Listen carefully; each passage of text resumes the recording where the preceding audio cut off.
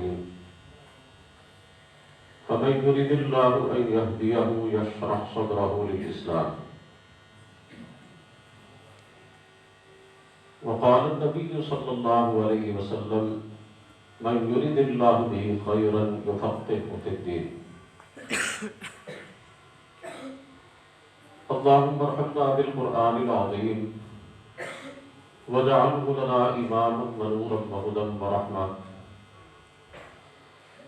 اللهم ذكرنا منه ما نسينا وعلمنا منه ما جهلنا وارزقنا تلاوته آناء الليل وآناء النهار واجعله لنا حجة يا رب العالمين۔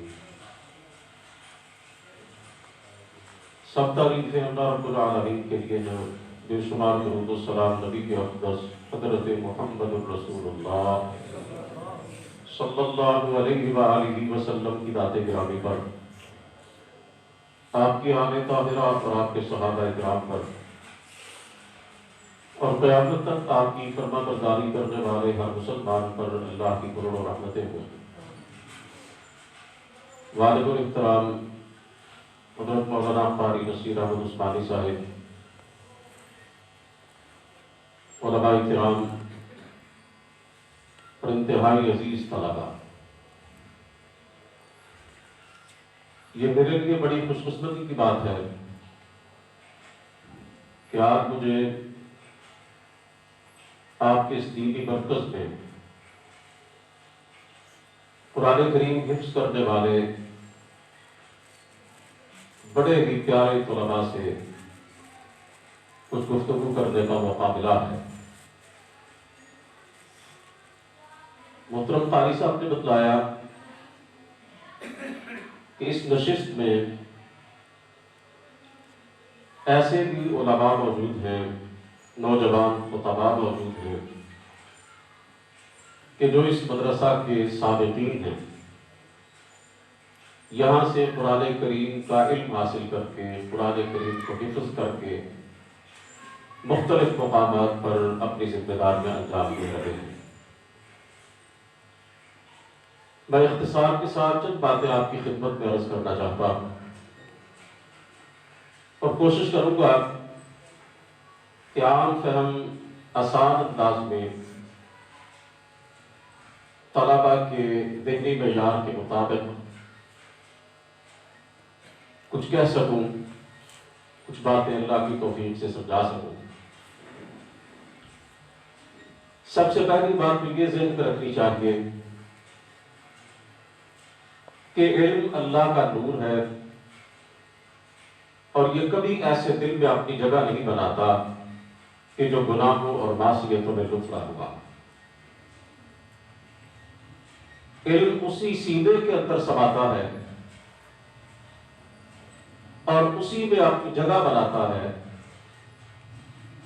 کہ جس میں اللہ کا خوف ہو، تقویٰ ہو، ڈر ہو، اللہ کا الحاکمین کی بارگاہ میں حاضری کا تصور ہو۔ امام شافعی رحمۃ اللہ علیہ فرماتے ہیں شکوت الی وکیع سوء حفظی فارشدنی الی ترک المعاصی وقال اعلم بان العلم فضل وفضل اللہ لا یعطاہ عاصی۔ وہ کہتے ہیں کہ میں نے اپنے استاد کے سامنے یہ بات عرض کی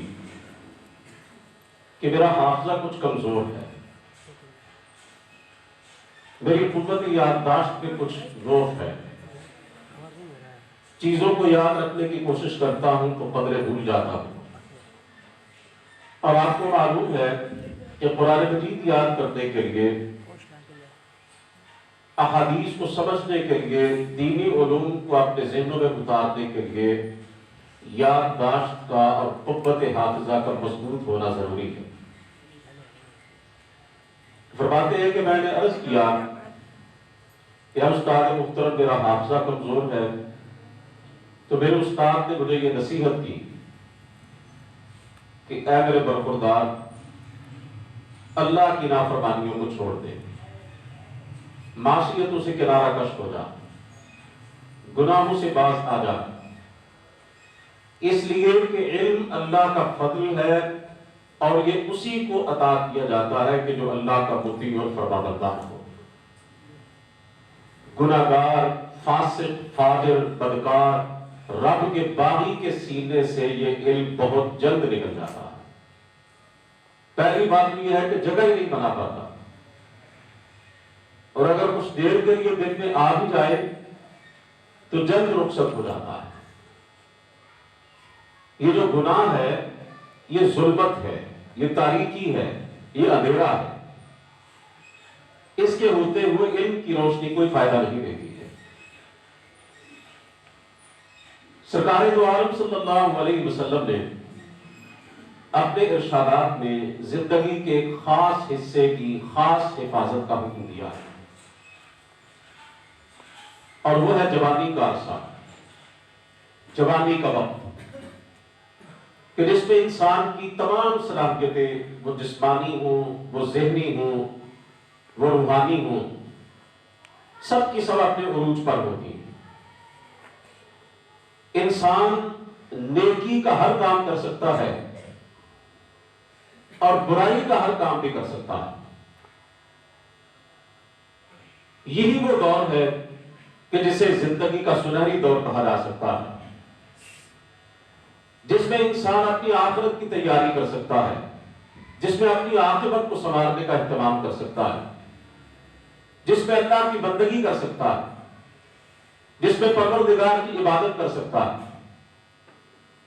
بڑھاپے کے اندر تو انسان بہت کچھ کرنا چاہتا ہے لیکن نہیں کر سکتا، اس کے سینے میں خواہشات کا ہجوم ہوتا ہے، لیکن وہ ان خواہشات کو عملی جامہ نہیں پہنا سکتا۔ بڑھاپے کی عبادت اور بندگی بھی اللہ رب العزت قبول کرتے ہیں، لیکن بڑھاپے کے سجدے بے موسم سجدے ہوتے ہیں۔ اللہ کی بندگی اور عبادت کا اصل سیزن جوانی کا موسم ہوتا ہے۔ رسول کریم صلی اللہ علیہ وسلم نے فرمایا، 7 آدمیوں کو اللہ تعالیٰ اس دن اپنے عرش کا سایہ عطا فرمائے گا جس دن اس کے سائے کے علاوہ اور کوئی سایہ نہیں ہوگا۔ یہ حدیث پاک بخاری شریف میں غالباً 7 جگہوں پر آئی ہے۔ 7 یظلهم اللہ فی ظلہ یوم لا ظل الا ظلہ۔ یہ ابتدائی الفاظ ہیں حدیث پاک کے کہ 7 خوش نصیبوں کو اللہ قیامت کے دن اپنے عرش کا سایہ عطا فرمائے گا، اور محدثین کہتے ہیں کہ اس حدیث کا مطلب یہ ہے کہ اللہ اپنا سایہ عطا فرمائے گا جس دن اس کے سائے کے علاوہ اور کوئی سایہ نہیں ہوگا۔ ان میں سے ایک وہ نوجوان ہوگا، شاب نشأ فی عبادت ربہ، جس نے اپنی جوانی کو اللہ کی بندگی میں گزارا، پروردگار کی اطاعت میں گزارا، رب کا صالح اور متقی بندہ بن کر رہا، کہ جب اس کی رگوں میں گرم گرم خون کی روانی تھی، جب اس کے بازوں کی مچھلیاں ابری ہوئی تھی، جب سینے کے اندر نفسانی خواہشات کی بھیڑ تھی، جب شیطان اپنے تمام ترلاؤ لشکر سمیت اس کے پیچھے پڑا ہوا تھا، اس نے اپنی جوانی کو دیوانی نہیں بنایا بلکہ اپنے رب کی چوکھٹ پہ لا کے جھکا دیا۔ اللہ فرمائے کہ میرے بندے تو آ جا اور میرے عرش کے ٹھنڈے سائے تلے آ کے کھڑا ہو جا۔ سرکار دو عالم صلی اللہ علیہ وسلم نے 5 چیزوں سے پہلے غنیمت سمجھنے کا حکم دیا، یعنی 5 چیزیں اللہ رب العزت نے عطا کی ہوں تو ان سے فائدہ اٹھانا چاہیے، اس سے پہلے کہ دوسری 5 چیزیں آ جائیں جو ان کی جگہ لے لیں، اور وہ 5 چیزیں ان کے الٹ ہوں، ان کے متضاد ہوں، پھر بندہ پچھتاتا رہے کہ ان 5 چیزوں سے پہلے جو 5 چیزیں مجھے حاصل تھی میں نے ان سے فائدہ کیوں نہ اٹھایا۔ رسول مقبول صلی اللہ علیہ وسلم نے فرمایا، اغتنم خمسا قبل خمس، 5 چیزوں سے فائدہ اٹھاؤ دوسری 5 چیزوں کے آنے سے پہلے۔ شبابک قبل حرمک، جوانی سے فائدہ اٹھاؤ بڑھاپا آنے سے پہلے۔ وصحتک قبل سقمک، اور صحت سے فائدہ اٹھاؤ بیماری کے آنے سے پہلے۔ وَغِنَاكَ قَبْلَ فَقْرِكَ، اور اللہ نے دولت دی ہے، خوشحالی دی ہے، اس سے فائدہ اٹھاؤ فقر و فاقہ کے آنے سے پہلے۔ وَفَرَاغَكَ قَبْلَ شُغْلِكَ، اللہ نے فرصت دی ہے، وقت دیا ہے، اس سے فائدہ اٹھاؤ اس سے پہلے کہ ایسے دندوں میں الجھ جاؤ کہ پھر سر بجانے کی بھی فرصت نہ ملے۔ وَحَيَاتَكَ قَبْلَ مَوْتِكَ، اور فرمایا زندگی کو غنیمت سمجھو اس سے پہلے کہ موت آ جائے۔ عزیز طلبہ، میں آپ کے سامنے ایک بات عرض کرنا چاہتا ہوں، یہ جو جوانی کا عرصہ ہوتا ہے یہ ڈلتی چھاؤں ہے، اس کے آنے کا تو پتہ چلتا ہے لیکن اس کے جانے کا کوئی پتہ نہیں چلتا۔ یہ آتی ہوئی دکھائی دیتی ہے، جاتی ہوئی نظر نہیں آتی ہے۔ یہ زندگی کا گولڈن پیریڈ ہے جو بالکل لمحاتی کیفیت میں انسان کے سامنے آتا ہے، اور جو لوگ اسے خواب غفلت میں گزار دیتے ہیں وہ سمجھتے ہیں کہ ہم نے تو ایک خواب دیکھا تھا جوانی کی صورت میں، بڑھاپے کی دہلیز پہ قدم رکھتے ہیں اور زندگی کا یہ یادگار دور گزر جاتا ہے۔ رسول کریم صلی اللہ علیہ وسلم نے فرمایا اللہ رب العزت قیامت کے دن ہر انسان سے 5 باتوں کا سوال کرے گا، اور جب تک بندہ ان کے جواب نہیں دے گا اس کے قدم اللہ کی عدالت سے ہٹ نہیں سکیں گے۔ لا تزول قدم عبد حتى يسأل عن 5، وہ 5 باتیں کون سی ہیں؟ رسول مقبول صلی اللہ علیہ وسلم نے فرمایا عن عمره فيما افناه، اللہ پوچھیں گے میرے بندے میں نے تجھے عمر دی تھی، زندگی دی تھی، مہلت دی تھی، وقت دیا تھا، دنیا میں میں نے تجھے 50 60 70 سال کا عرصہ دیا تھا، اسے تو کس طرح بتا کے آیا؟ وعن علمه فيما فعل، اللہ پوچھیں گے جو دین کا علم میں نے تجھے عطا کیا تھا اس پہ تو نے عمل کہاں تک کیا ہے؟ یہ بات بھی آپ کے سمجھنے کی ہے۔ وعن ماله من اين اکتسب وفيما انفق، اللہ پوچھیں گے مال کمایا کیسے تھا، خرچ کیسے کیا تھا۔ وعن جسمه فيما ابلى، اللہ پوچھیں گے تجھے جسمانی صلاحیتیں دی تھی، تجھے اعضاء کی سلامتی دی تھی، تیرے دماغ میں سوچنے کی قوت رکھی تھی، تیرے دل میں دھڑکنیں رکھی تھی، تیرے پاؤں میں چلنے کی سکت رکھی تھی، تیرے ہاتھوں میں پکڑنے کی قوت رکھی تھی، میں نے تیرے جسم کے اندر اتنے نظام پیدا کیے تھے اور تیرے چھوٹے سے وجود کے اندر اپنے اتنے سسٹم چلا دیے تھے تو جن کو گننے کی بھی طاقت نہیں رکھتا تھا، بتا میرے ان جسمانی اعضاء کی صلاحیتوں سے تو نے کیا کام کیے تھے۔ اور ایک حدیث پاک کے اندر آتا ہے عن شبابہ فیما افناہ، اللہ پوچھیں گے میں نے جوانی دی تھی تو اس کو کس طرح گزار کے آیا۔ میں یہ بات عرض کرنا چاہتا ہوں کہ یہ جو بڑے بڑے علماء ہیں اور بڑے بڑے دین کے داعی ہیں، آج زمانہ جن کی علمیت کا معترف ہے، آپ ان سے پوچھ کے دیکھیں، ان کے انٹرویوز کر کے دیکھیں، عزیز بچوں وہ آپ کو بتلائیں گے کہ زمانہ طالب علمی میں ہم بھرپور محنت کیا کرتے تھے۔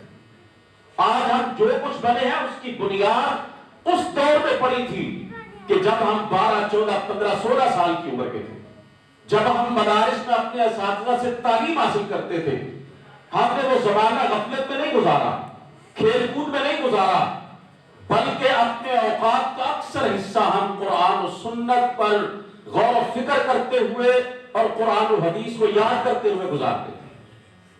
یہ یکدم انسان کی زندگی میں کبھی انقلاب نہیں آتا۔ اللہ تعالیٰ نے زندگی میں کوئی شارٹ کٹ نہیں رکھا، کوئی ایسا مختصر راستہ نہیں ہے جس پہ چل کے بندہ منٹوں اور گھنٹوں اور دنوں کے اندر جو ہے وہ عروج کو پہنچ جائے۔ یہ جو 5 سال 8 10 سال کا عرصہ ہوتا ہے نا مطالعہ کا، پڑھنے کا، اساتذہ کے سامنے ذات میں تلفظ طے کر کے کچھ حاصل کرنے کا، اسی میں ایک انسان کندن بنتا ہے۔ جس طرح بھٹی میں سونا خالص اور ہر ملاوٹ سے پاک ہوتا ہے، یہی وہ دور ہے کہ جس میں ایک بچہ زیور تعلیم سے آراستہ ہو کر کسی مقام پر پہنچنے کے قابل ہوتا ہے۔ تو اپنی زندگی کے سنہری دور کو ضائع مت کیجیے، اس کے ایک لمحے کو بھی برباد مت کیجیے۔ میرے اور آپ کے پیارے پیغمبر علیہ الصلوۃ والسلام نے فرمایا من حسن اسلام المرء ترکہ ما لا یعنی، ایک مسلمان کے اچھا ہونے کی علامت یہ ہے، ایک آدمی کے اسلام کے بہتر ہونے کی علامت یہ ہے کہ وہ ہر اس چیز کو چھوڑ دے جو بے فائدہ، جو بے مقصد ہے، جس کا کوئی دینی اور دنیاوی منافع حاصل ہونے والا نہیں ہے۔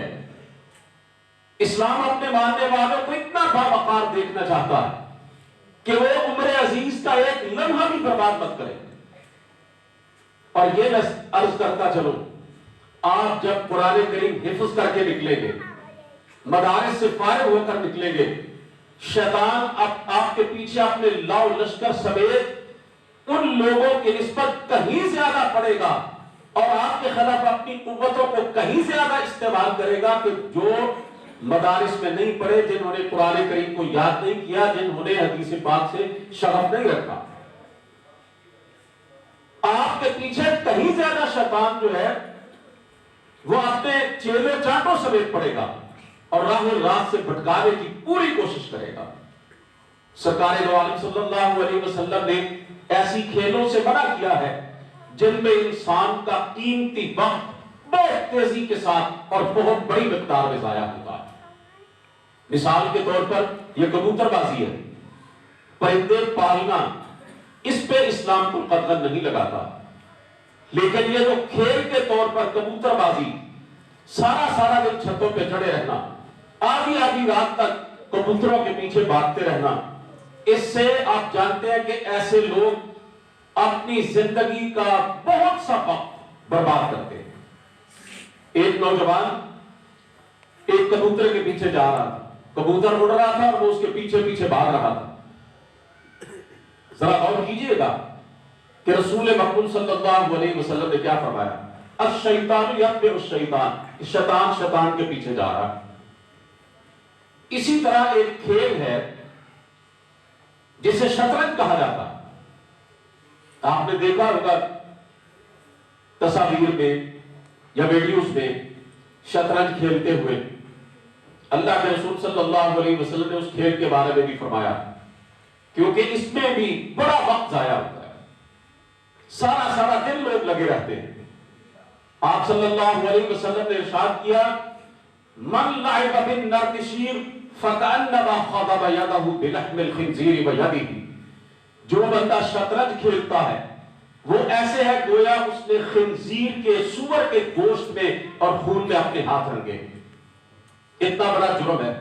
ادا ھذا القیاس، وہ ساری گیمز، وہ ویڈیو گیمز ہوں یا ایسی کھیلیں ہوں جو میدان میں کھیلی جاتی ہے، جن میں ایک طالب علم کے اور خاص طور پر دین کے طالب علم کا قیمتی وقت جو ہے بے دریغ ضائع ہوتا ہو، اس کھیل کود سے اپنے آپ کو بچائیے، اس میں قطعاً حصہ مت لیجیے۔ سرکار دو عالم صلی اللہ علیہ وسلم نے اپنے قول اور عمل سے ہمیں یہ بتلایا، سمجھایا، انما بعثت معلما، آپ نے یہ فرمایا مجھے معلم بنا کے بھیجا گیا ہے اور آپ سے بڑا اس کائنات میں کوئی معلم نہیں ہو سکتا۔ آپ نے یہ سکھلایا کہ کون سی کھیلیں کھیلنی چاہیے۔ فرمایا بہترین کھیل نشانہ بازی ہے، الا ان القبۃ الرمی، قبۃ تو تیر اندازی کا نام ہے، نشانہ بازی کا نام ہے۔ المؤمن القوی خیر من المؤمن الضعیف، طاقتور مومن کمزور مومن سے اللہ کے نزدیک کہیں بہتر ہوتا۔ ظاہر ہے طاقتور مومن ہی تو میدان جہاد میں اللہ کے دین کے غلبے کا کام کرے گا نا، وہی تو میدان خطابت میں آ کے اللہ کے دین کا داعی بنے گا نا۔ جس کے اندر طاقت ہے، قوت ہے، وہی تو دین کے مارگوں کے اندر شرکت کرے گا نا۔ اور جو بیچارہ کمزور ہے، نحیف و نژاد ہے، بیچارہ کچھ کر نہیں سکتا، کوئی بات اور نہیں کر سکتا، اس نے کیا کرنا ہے؟ اور جسم کے اندر قوت آتی ہے ان کھیلوں کی وجہ سے کہ جس کی وجہ سے انسان ورزش کرتا ہے، اس کے پٹھے مضبوط ہوتے ہیں۔ رسول کریم صلی اللہ علیہ وسلم جب آپ کی عمر میں تھے تو آپ تیراکی کرتے تھے، تیرتے تھے آپ صلی اللہ علیہ وسلم۔ گھڑ سواری ہے، نشانہ بازی ہے، تیر اندازی ہے، اسی طرح ایسی کھیلیں ہیں کہ جو ورزشی ہیں، ان میں آپ کو حصہ لینا چاہیے۔ کیوں؟ A healthy body is in a healthy mind. A healthy mind is in a healthy body. صحت مند دماغ صحت مند جسم کے اندر ہوتا ہے، بیمار جسم کے اندر جو دماغ ہے وہ کبھی صحت مند نہیں ہو سکتا ہے۔ اس لیے آپ ان کھیلوں میں حصہ لیں اور ایک مخصوص وقت کے لیے حصہ لیں کہ جن سے آپ کی جسمانی اور ذہنی صلاحیتوں میں نکھار پیدا ہوتا ہے۔ رسول کریم صلی اللہ علیہ وسلم نے جب مکہ مکرمہ میں اپنی دعوت کا آغاز کیا تھا تو جن لوگوں نے آپ کی آواز پہ لبیک کہا تھا ان کی اکثریت نوجوانوں پر مشتمل ہے۔ 12-14 سال کے، 16-17 سال کے، 20-22 سال کے۔ آپ اپنے اساتذہ کرام سے پوچھیں اور خود مطالعہ کریں کہ ہم جن کو السابقون الاولون کہتے ہیں، یعنی بالکل ابتدائی دور میں اسلام قبول کرنے والے صحابہ کرام، جناب صدیق اکبر، جناب عمر فاروق، جناب عثمان غنی، جناب علی کے مرتضیٰ، جناب زبیر ابن عوام، اسی طرح جناب مصعب ابن عمیر، دیگر صحابہ کرام رضوان اللہ تعالی علیہم اجمعین، یہ سب تھوڑی تھوڑی عمروں کے تھے۔ ابتدائی دور میں اسلام لانے والے صحابہ کرام میں سے سب سے بڑی عمر کے تھے حضرت صدیق اکبر رضی اللہ تعالی، اور ان کی عمر بھی اس وقت 37 سال تھی۔ اب 37 سال کا بندہ بوڑھا نہیں ہوتا، بھرپور جوان ہوتا ہے۔ باقی تقریباً سارے کے سارے صحابہ جو تھے وہ حضرت ابو بکر صدیق رضی اللہ تعالیٰ عنہ سے چھوٹی عمر کے تھے، یعنی بالکل نوجوان تھے وہ لوگ جنہوں نے اسلام کے قافلے کے اندر ابتدائی طور پر شمولیت کی، اور پھر انہی کی قربانیوں کا نتیجہ تھا کہ اللہ کا دین ملک عرب میں پھیلا اور پھر دنیا کے چپے چپے پر اس کا پرچم لہرانے لگا۔ ایک نوجوان کے بارے میں اختصار کے ساتھ آپ کی خدمت میں کچھ عرض کرنا چاہتا ہوں۔ ابھی میں نے نام بھی لیا، حضرت مصعب بن عمیر رضی اللہ تعالیٰ۔ ذرا توجہ سے سماعت کیجئے گا عزیز طلبہ۔ 20-22 سال کی عمر تھی، بڑے خوبصورت تھے، جوان رانا تھے، سرخ و سفید رنگ تھا، اپنے دور کا سب سے مہنگا سوٹ پہنتے تھے، اور جو جوتا پہنتے تھے میں نے پڑھا کہ ان کے جوتوں میں سونے کی تاریں ہوتی تھی۔ ہر وقت اپنی زلفوں کو سنوارتے رہتے تھے، اپنے دور کا مہنگا ترین پرفیوم عطر استعمال کرتے تھے، حتیٰ کہ گلیوں میں سے گزرتے تھے تو گلیوں کی مہک بتلاتی تھی کہ ادھر سے مصعب ابن عمیر گزرا۔ اسی طرح اللہ تعالیٰ نے فطرت بھی پاکیزہ بنائی تھی۔ رسول مقبول صلی اللہ علیہ وسلم کے دست اقدس پر بیعت کرتے ہیں، گھر والے مذمت کرتے ہیں، کہتے ہیں سب کچھ واپس کرنا پڑے گا، یہ عیش و عشرت والی زندگی، یہ دیدہ زیب لباس اور یہ ساری آسائشیں، کہتے ہیں کوئی پرواہ نہیں ہے۔ حتیٰ کہ ان کے جسم پر جو کپڑے تھے وہ بھی اتروا دیے جاتے ہیں۔ گھر والے کہتے ہیں یہ بھی ہمارے دیے ہوئے، اگر محمد کا دامن نہیں چھوڑتا تو یہ کپڑے چھوڑو صلی اللہ علیہ وسلم۔ کپڑے بھی اتار دیتے ہیں اور پھٹے پرانے ٹاٹ کے 2 ٹکڑے ایک جسم کے اوپر والے دھڑ پہ اور ایک نچلے حصے پر باندھ دیتے ہیں۔ رسول کریم صلی اللہ علیہ وسلم کی خدمت اقدس میں آ جاتے ہیں، حبشہ کی طرف ہجرت ہوتی ہے، حبشہ چلے جاتے ہیں، اور جب کئی سال کے بعد واپس آتے ہیں تو یہ جو پردیس ہوتا ہے نا عزیز بچوں، پردیس کاٹنا کوئی آسان نہیں ہوتا۔ اللہ کی راہ میں ہجرت کی نا اپنے دین کے لیے، اس نوجوان نے اپنا وطن چھوڑا، غریب الوطنی کی زندگی گزار کے جب واپس آیا نا، سرخ و سفید رنگ کچھ پیلا پڑ چکا تھا، نرم و نازک جسم کھردرا ہو چکا تھا۔ زمانے کی سختیوں نے مصعب ابن عمیر کا حلیہ ہی بدل دیا تھا۔ واپس آئے، کچھ ہی دیر کے بعد مدینے کی ہجرت ہوئی۔ رسول کریم صلی اللہ علیہ وسلم نے فرمایا اے ابن عمیر، میں تو کچھ دیر کے بعد تمہارے پاس آؤں گا، تم مجھ سے پہلے مدینے چلے جاؤ اور میرے لیے زمین ہموار کرو، وہاں کے لوگوں کے اندر دین کی دعوت دو اور مدینے کے سرداروں کو اسلام کی طرف مائل کرنے کی کوشش کرو۔ یہ پہلا خوش نصیب نوجوان جو میرے نبی کے مدرسے میں پڑھ کے دین کا داعی اور مبلغ بن کے میرے نبی سے پہلے مدینے چلا جاتا ہے۔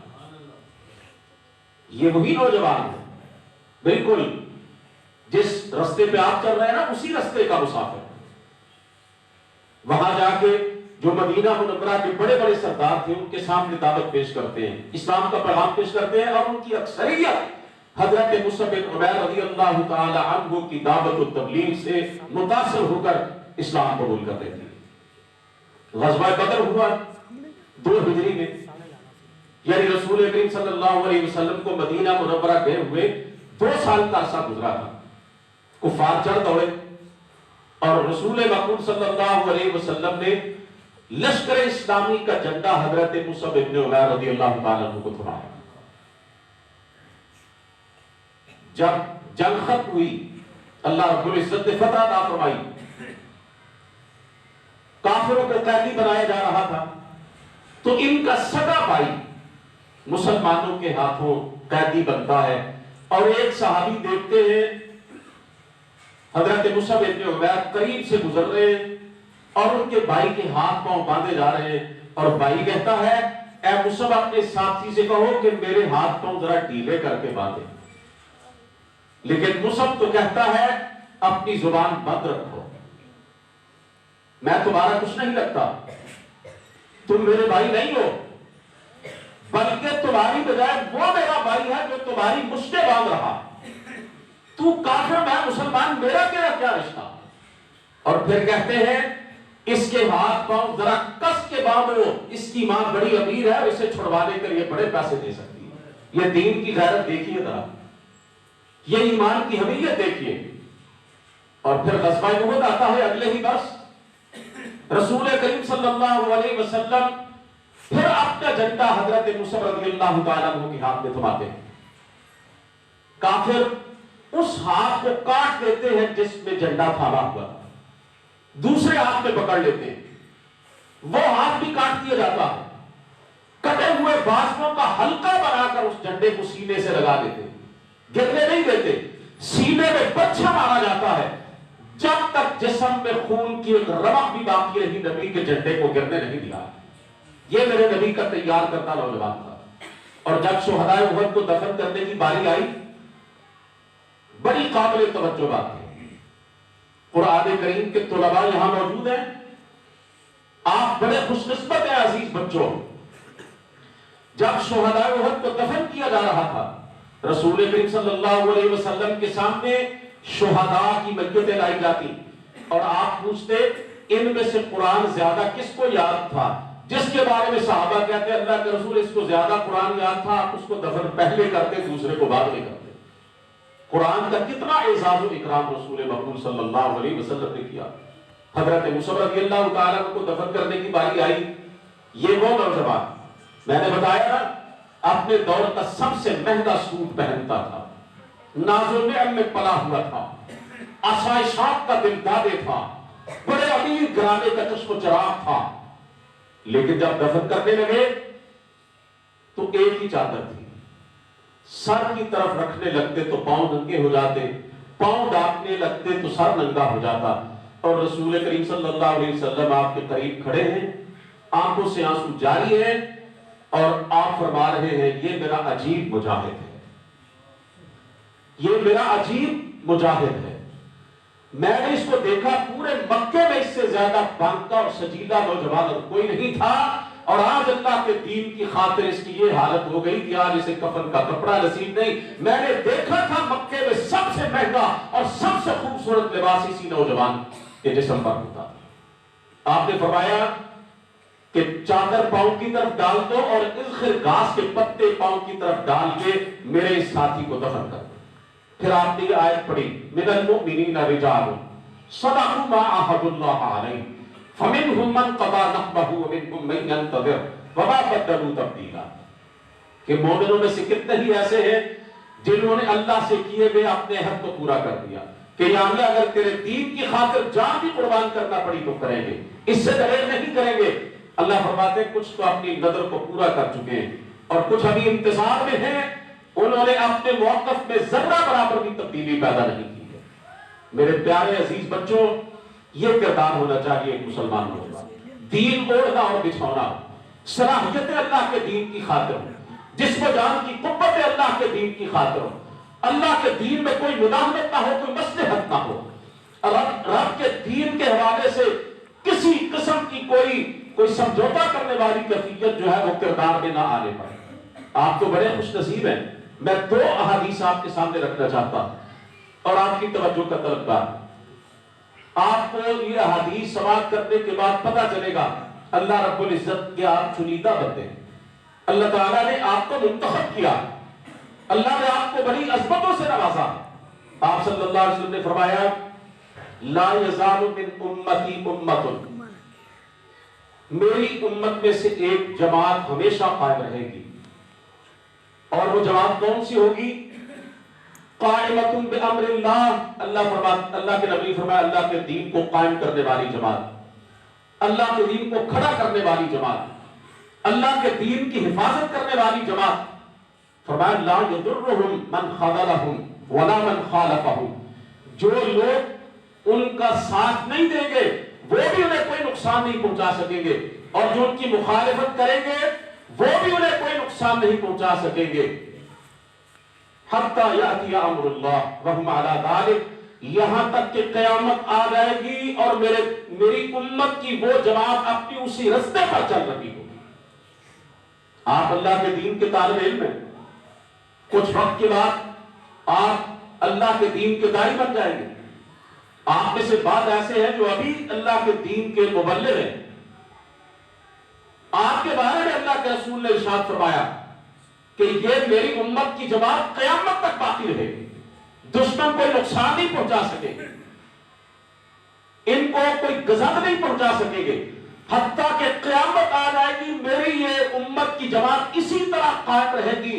مخالفت کرنے والے مٹ جائیں گے لیکن یہ اپنے راستے پر چلتے رہیں گے۔ رسول کریم صلی اللہ علیہ وسلم نے دوسری حدیث پاک میں فرمایا ان الدین بدأ غریبا، میرا یہ دین جب آیا تھا دنیا میں تو اجنبی تھا، وسيعود كما بدأ، پھر عنقریب ایک ایسا وقت آئے گا کہ میرا دین لوگوں میں اجنبی بن جائے گا۔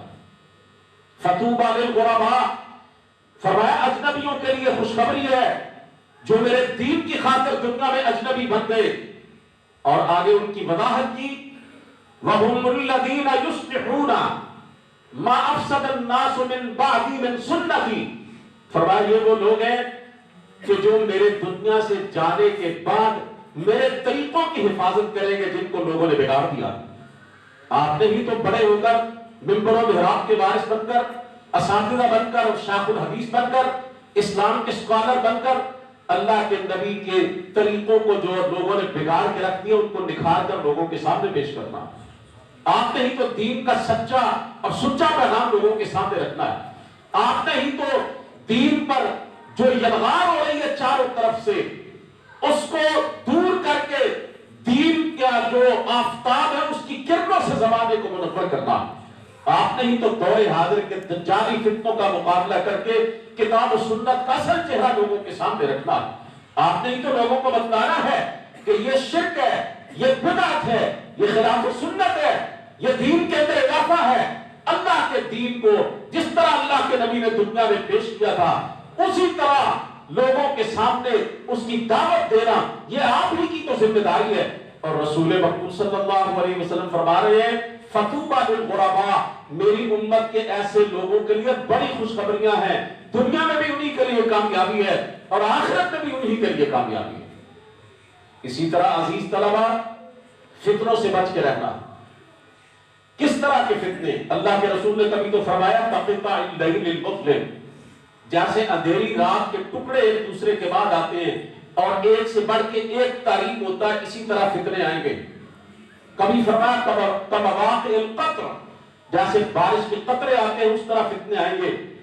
کبھی آپ نے فرمایا یبیع دینہ بعرض من الدنیا، دنیا پرستی کا فتنہ آئے گا کہ لوگ اپنے دین کو بیچ دیں گے دنیا کے عوض۔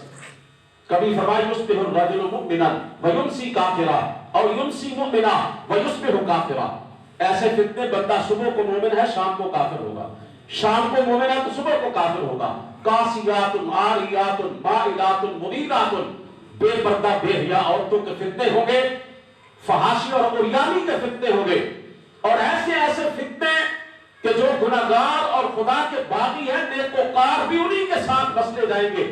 واتقوا فتنة لا تصيبن الذين ظلموا منكم خاصة، رسول کریم صلی اللہ علیہ وسلم نے فرمایا اس فتنے سے ڈرو جو خاص طور پر انہی لوگوں پر واقع نہیں ہوگا جو ظالم ہیں، بلکہ ان پر بھی آئے گا کہ جو نیکوکار ہیں، جو صالح ہیں۔ ایسے بڑے بڑے فتنے آئیں گے، اور جب ان احادیث پر نظر دوڑائی جاتی ہے اور موجودہ حالات کو دیکھا جاتا ہے تو یقین کیجئے ایسے لگتا ہے یہی وہ دور ہے جس کے متعلق رسول کریم صلی اللہ علیہ وسلم نے اشارہ فرمایا تھا۔ یہ دور پرفتن ہے، عالمی سطح پر اسلام پہ حملے ہو رہے ہیں، لبرلزم ہے، کیمونزم ہے، سوشلزم ہے، الحاد ہے، بے دینی ہے، بے پردگی ہے، عریانی ہے، فحاشی ہے، بے غیرتی ہے، ظالم حکمران ہے، مہنگائی بے روزگاری ہے، غربت ہے، IMF کی غلامی ہے، ورلڈ بینک کا تسلط ہے، سودی معیشت ہے، اللہ کے دشمنوں کے غلبے ہیں، اور عالمی سطح پر یہود و غنود کا یہ جو ہم پہ تسلط ہے، یہ فتنے، اس کے علاوہ بے پناہ فتنے، یہ نظر بازی کا فتنہ، یہ عریانی کا فتنہ، اور ٹی وی کے مختلف چینلز پر عریا اور نیم عریا عورتوں کے رقص کا فتنہ، بدکاری کا فتنہ، موسیقی کا فتنہ۔ آج فتنوں کا جادو اس طرح سر چڑھ کے بول رہا ہے، گار کی دہلیز سے باہر قدم رکھتے ہی ایسے لگتا ہے جیسے شیطنت ننگا ناچ رہی ہے، جیسے شیطان قدم قدم پہ پھندے لگا کے بیٹھا ہوا ہے۔ شادیوں پہ شرکت کا موقع ملتا ہے، بڑے بڑے دیندار خاندان، بڑے بڑے اہل حدیث ہونے پر فخر کرنے والے خاندان شادی بیاہ کے موقع پر وہ ماحول بنا رہے ہیں، پتہ نہیں چلتا ہندو کی شادی ہے یا مسلمان کی شادی ہے، روکا جاتا ہے، منع کیا جاتا ہے، تو لڑائی جھگڑے پر اتر آتے ہیں۔ علماء جو منبر و محراب پہ کھڑے ہو کر اس بے حیائی اور اس بے غیرتی کے خلاف بات کرتے ہیں، ایسی مثالیں بھی سامنے آئیں، جمعے کے خطبوں میں لوگ ان کے خلاف کھڑے ہو کر کہتے ہیں آپ ایسی باتیں کیوں کر رہے ہیں؟ عزیز طلبہ، یہ آپ کے علم کو ظاہر کرنے کا یہ دور ہے، یہ آپ کے علم کے اظہار کا دور ہے۔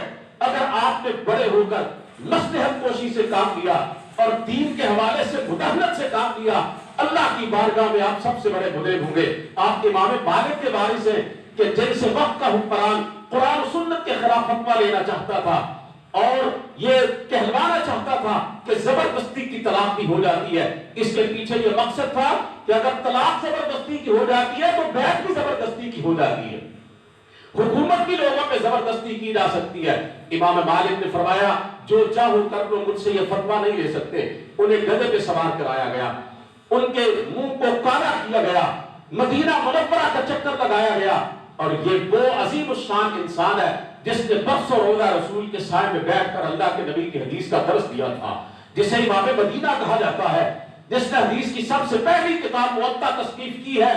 اس کیفیت پہ گدھے پر بیٹھے ہیں، چہرے کو سیاہ کیا گیا ہے، لوگوں سے خطاب کر کے کہتے ہیں جو مجھے جانتا ہے وہ تو جانتا ہی ہے، اور جو نہیں جانتا، جو مجھے اس وقت نہیں پہچانتا، وہ جان لے کہ میں مالک بن انس ہوں، اور وقت کا حکمران جو چاہے کر لے، قرآن و سنت کے خلاف مجھ سے کوئی بات اپنی زبان سے نہیں کہلوا سکتا۔ آپ تو ایسے ائمہ کرام کے وارث ہیں، آپ نے تو ان کے نقش قدم پر چلنا ہے، آپ تو احمد ابن حنبل کے ماننے والے ہیں، آپ نے تو اس احمد ابن حنبل کی غیرت کو اپنے لیے مشعل راہ بنانا ہے کہ جسے مارا گیا، پیٹا گیا، جس کی قبر پہ کوڑے برسائے گئے، اور لکھنے والا لکھتا ہے اتنی شدت کے ساتھ تازہ دم جلاد ان کی قبر پہ کوڑے برساتا، اگر ہاتھی کو مارے جاتے ہاتھی بھی بلا اٹھتا، لیکن امام احمد ابن حنبل اپنی زبان پر آہ تک نہیں لاتے تھے۔ قرآن کے طالب علم ہونا، اللہ کے کسی بندے نے کہا کہ جب تم یہ چاہو کہ اللہ سے باتیں کرو تو نماز پڑھنا شروع کر دیا کرو، اور جب تمہارے دل میں یہ خواہش ہو اللہ تم سے باتیں کرے پھر قرآن پڑھنا شروع کر دیا کرو۔ قرآن کی خاطر مارے کھاتے رہے۔ کسی نے پوچھا کہ اے امام آپ کو تکلیف نہیں ہوتی؟ آپ کی کمر پہ کوڑا پڑتا ہے تو آپ کی جلد اکھڑ کے اس کے ساتھ آ جاتی ہے، آپ پانی مانگتے ہیں تو پانی آپ کے زخموں پہ ڈالا جاتا ہے، آپ کے منہ کے ساتھ نہیں لگایا جاتا۔ کہتے ہیں جب تکلیف حد سے بڑھ جاتی ہے میں اللہ سے باتیں کرنا شروع کر دیتا ہوں۔ کسی نے پوچھا اللہ سے آپ باتیں کیسے کرتے ہیں؟ کہنے لگے جب تکلیف اور اذیت میرے بس سے باہر ہو جاتی ہے میں قرآن پڑھنا شروع کر دیتا ہوں، پتہ نہیں چلتا کوڑا کہاں پڑتا۔ قرآن سے یہ محبت اور قرآن کا یہ استغراق. اللہ کے رسول نے فرمایا یا اہل القرآن لا تتوسطوا القرآن واتلوه حق تلاوته من آلاء الليل والنهار واخشوه وتغنوه وتدبروا ما فيه لعلكم تفلحون ولا تعجلوا ثوابا فإن له ثوابا. فرمایا قرآن والو قرآن کو تکیہ نہ بنانا, قرآن کو پسے کچھ نہ ڈال دینا, قرآن کو بھلا نہ دینا, قرآن کو ذہنوں سے نکال نہ دینا, قرآن یاد کر کے اسے فراموش نہ کر دینا. فرمایا رات اور دن کی گھڑیوں میں اس کی تلاوت کرنا اور اس طرح کرنا جیسے تلاوت کرنے کا حق ہے. فرمایا اس کو پھیلانا, اسے لوگوں تک پہنچانا, اس کا فہم لوگوں کو دینا, اس کی ترویج و ارشاد میں اپنا کردار ادا کرنا, اللہ کے اس قرآن کو پڑھ کر حفظ کر کے اس کو سمجھ کر آگے اسے لوگوں تک پہنچانا. اور اس کے بعد کیا فرمایا, جو کچھ اس میں لکھا ہوا اس میں غور و فکر کرنا, اس کو سمجھنے کی کوشش کرنا تاکہ کامیاب ہو جاؤ. اور پھر آخر میں یہ نصیحت کی اللہ کے رسول نے, اسے اس لیے نہ پڑھنا کہ اس کے ذریعے دنیا کماؤ, دنیا کے عہدے اور منصب کے حصول کی خواہش اس کے ذریعے نہ رکھنا, بلکہ اللہ کو راضی کرنے کے لیے اس کو پڑھنا سمجھنا اور لوگوں تک پہنچانا. اللہ اس کا اجر دے گا, دنیا میں بھی دے گا, آخرت میں بھی دے گا, لیکن مطمع نظر جو ہے وہ قرآن کے ذریعے دنیا نہ ہو, قرآن کے ذریعے مال و دولت سمیٹنا نہ ہو, یہ مقصد نہ ہو, یہ کاس نہ ہو, یہ مشن نہ ہو. اللہ کی رضا کے لیے اس قرآن کے ساتھ اپنا تعلق مضبوط کرنا, اللہ دنیا میں بھی دے گا, آخرت میں بھی دے گا.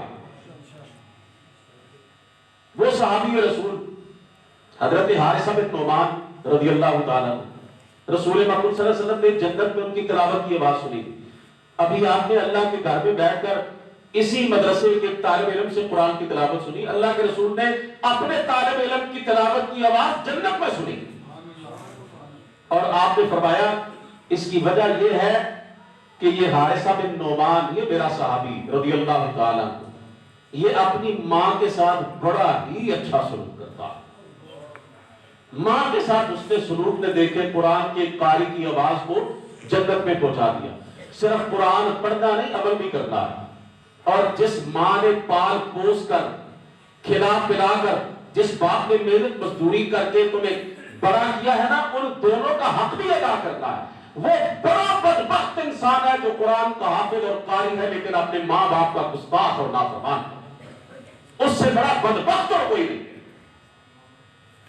اختصار کے ساتھ 2-3 منٹ میں عزیز طلباء آپ کے سامنے یہ بات رکھنا چاہتا ہوں کہ دور حاضر کا سب سے بڑا فتنہ, میری بات توجہ سے سنیے گا, دور حاضر کا سب سے بڑا فتنہ اینڈرائیڈ موبائل ہے.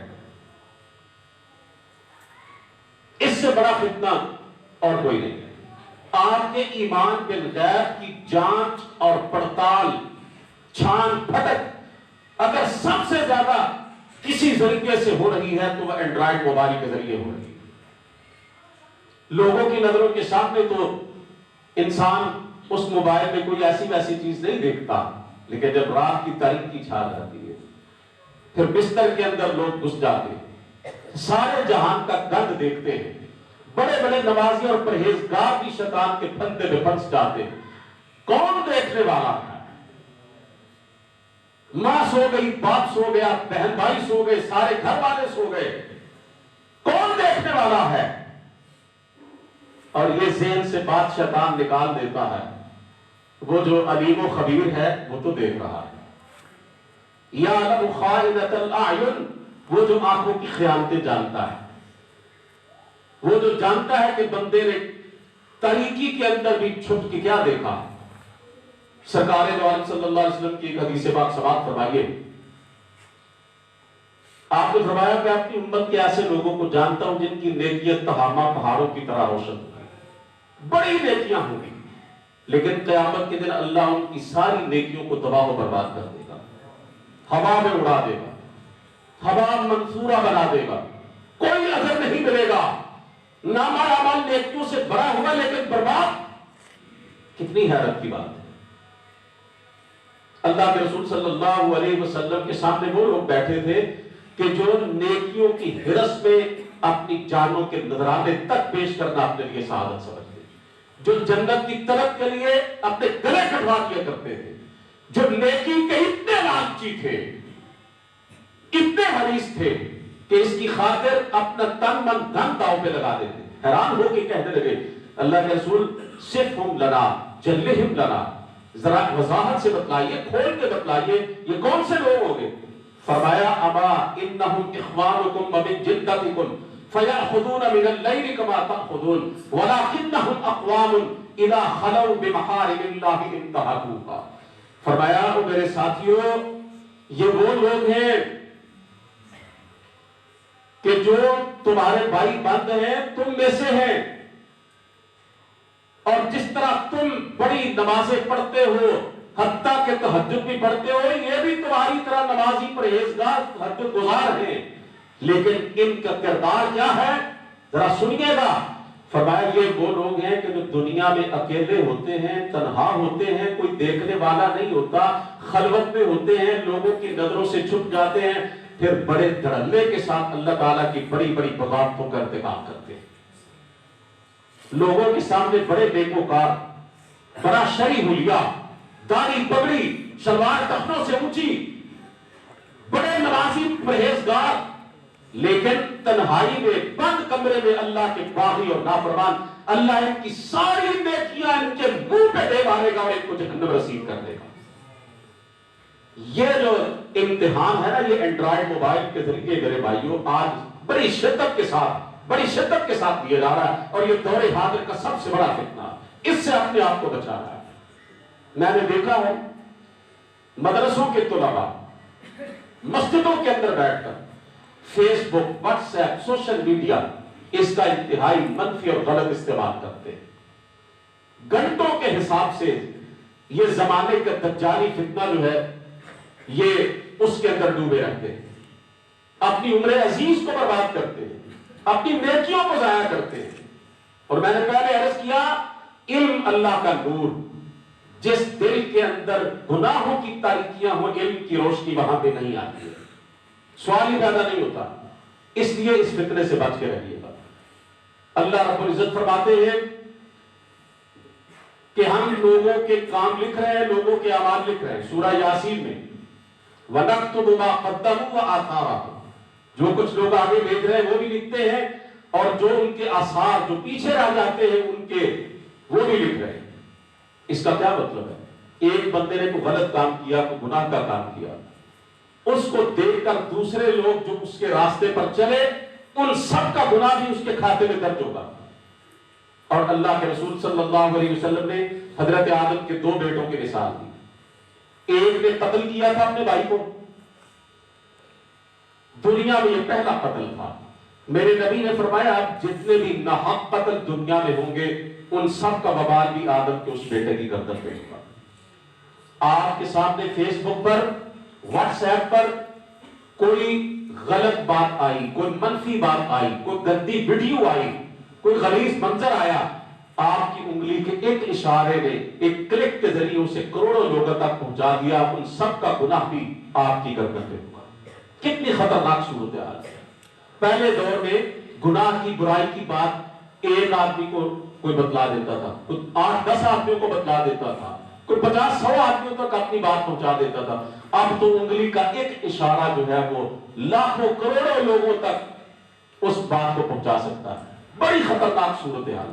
اور قیامت کا دن ہوگا تو کیا ہوگا؟ اللہ فرماتے ہیں حتی اذا ما جاءوها شاہد علیہم سمعہم وابصارہم وجلودہم بما کانوا یعملون یوم تشہد علیہم السنتہم وایدیہم وارجلہم بما کانوا یعملون. اللہ فرماتے ہیں پھر تمہاری انگلیاں بول بول کے کہیں گی یا اللہ اس نے موبائل کے ذریعے تیری بغاوت پر مبنی وہ تحریر، وہ تقریر، وہ آڈیو ویڈیو جو ہے نا یہ میرے ساتھ اشارہ کر کے لوگوں تک پہنچائی.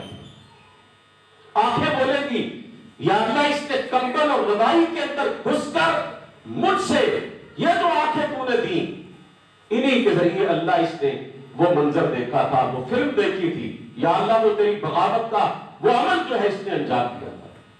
تو عزیز طلباء یہ موجودہ دور کا دجالی میڈیا ہے، سوشل میڈیا بہت بڑا فتنہ ہے. آپ نے اس سے اپنے آپ کو بچا کے رکھنا ہے. رسول مقبول صلی اللہ علیہ وسلم نے فرمایا کہ فتنوں کے دور کے اندر اللہ کی عبادت، یہ فتنوں سے بچاؤ کا بہت بڑا ذریعہ ہے۔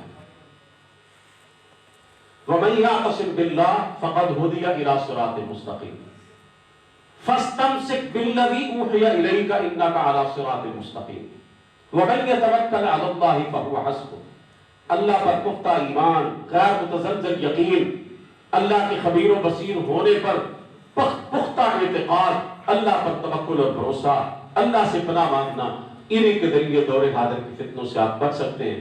میں اللہ رب العزت سے دعا کرتا ہوں کہ وہ مالک کائنات آپ کو قرآن و سنت کے علم سے آراستہ و فراستہ کرے، آپ کو دین کا سچا خادم بنائے، آپ کی دنیا بھی بہتر کر دے، آخرت بھی بہتر کر دے۔ اور جو طلباء اس مدرسے کے سابقین، محترم قاری نصیر احمد عثمانی صاحب اور ان کے ساتھیوں کے شاگرد ہیں، یہاں سے فارغ ہو کے جا چکے ہیں، عملی زندگی کے اندر اپنا کردار ادا کر رہے ہیں، ان کو بھی چاہیے، بلکہ ان کا یہ اخلاقی اور دینی فریضہ بنتا ہے کہ وہ اپنے اس ادارے کو یاد رکھیں، اس پودے کو پانی دے یہاں تک کہ یہ تناور درخت بن جائے، اس کے لیے اپنے جسم و جان کی اور اپنے کاروبار اور مال کی جو صلاحیتیں ہیں وہ بھی وقف کریں۔ اور عزیز طلباء، یہ ہم جو سمجھتے ہیں نا کہ کام کاج کرنا، کاروبار کرنا، بزنس کرنا، دنیا کمانا یہ کوئی عیب ہے، یہ کوئی خامی ہے، ایسی بات نہیں ہے۔ سرکار دو عالم صلی اللہ علیہ وسلم نے صبح صبح ایک نوجوان کو دیکھا جو بڑی تیزی سے جا رہا تھا، ایسے جیسے اس کے بڑا ضروری کام ہے، صحابہ بھی تھے، بڑا خوبصورت نوجوان تھا، طاقتور، تو کہنے لگے لو کان ھذا فی سبیل اللہ، کاش یہ نوجوان اللہ کی راہ میں چل رہا ہوتا۔ اللہ کے رسول نے فرمایا اگر یہ اس لیے جا رہا ہے نا کہ حلال روزی کما کر اس کے اگر چھوٹے چھوٹے بچے ہیں گھر میں ان کو پالے، یہ اللہ کی راہ میں ہی جا رہا ہے۔ اگر اس کے بوڑھے ماں باپ ہیں نا جن کی خدمت کرنے کے لیے یہ کوئی کام کاج کرنے جا رہا ہے، یہ اللہ کی راہ میں ہی جا رہا ہے۔ اگر یہ اپنی ضروریات پوری کرنے کے لیے، اپنی ذات کے لیے رزق حلال کی طرف میں نکلا ہے تو یہ اللہ کی راہ میں ہی جا رہا ہے۔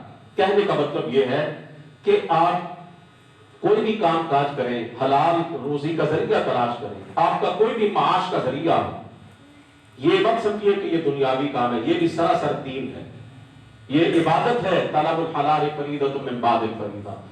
آپ اپنی عملی زندگی میں جو آپ کے بھائی یہاں بیٹھے ہیں اور اپنی پریکٹیکل لائف کے اندر وہ چل رہے ہیں، انہیں چاہیے کہ وہ اپنے ماں باپ کا خیال رکھیں، اپنے بہن بھائیوں کا خیال رکھیں، اپنے گھر بار والوں کا خیال رکھیں، اور اس کے ساتھ ساتھ اپنے اس ادارے کو بھی یاد رکھیں۔ الخیر فاؤنڈیشن محترم قاری صاحب، یہ ایک ادارہ بنایا گیا ہے، آپ اس کے بارے میں جانتے ہیں، اس سے بھرپور تعاون کیجیے۔ اللہ رب العزت آپ کو جزائے خیر عطا فرمائے، آپ کی دنیا اور آخرت کو بہتر فرمائے۔